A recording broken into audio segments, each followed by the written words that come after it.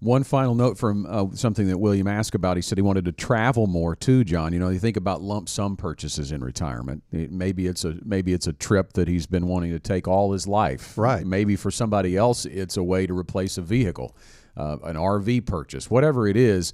That you might not want to be able to, or might not be able to use your monthly income distributions to do that. If you've overfunded retirement, right, which is what we say is, okay, we have matched those numbers out we just talked about. Here's your income. Here's the asset level that is going to be needed to produce that income. Maybe there's another $100,000. That can be parked on the side for potential lump sum purchases. But another great thing to designate for those lump sum purchases is if there's some Roth IRA money. Man, I love Roth IRA money for lump sum purchases because it does not increase your taxable income when you make that purchase.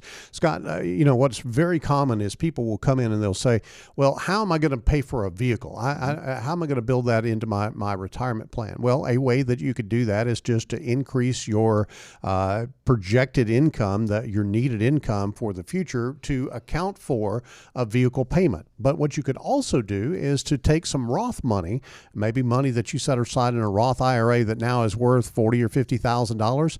You want to go buy a new vehicle, you can go do that, and it does not increase your taxable income when you make that purchase. If you pull that money, Scott, from a taxable account, meaning one that is pre-tax money that you haven't paid any taxes on, then you're going to owe tax on whatever it is you withdraw. And by the way, that's going to sit right on top of your existing income, which could bump you up into another tax bracket. This is why forward-looking tax planning makes a lot of sense in retirement. Yeah, and I know we've got to move on, but one of the things I think about is don't worry if you don't have a Roth IRA or you don't have enough Roth money to make that lump sum purchase. There are ways we can get that out slowly, right, over the course of several years so that you don't have to jump a tax bracket. And it may even be as easy as splitting it, taking some out in December and taking the rest out in January because you've moved into a new tax year. There's all kinds of ways to make that happen.